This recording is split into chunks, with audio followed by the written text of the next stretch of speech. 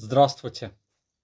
Атеист не ждет, пока на смысл жизни ему укажет поп. Атеист не ждет, пока он смысл жизни найдет в священной книге. Атеист вообще ничего не ждет. Он в состоянии найти это сам, без каких-либо указок со стороны. Он в состоянии сам определить, что ему нужно и когда ему это нужно. В конце концов, он не ждет, пока поп объяснит ему, что хорошо и что плохо. Атеист в состоянии понять это сам.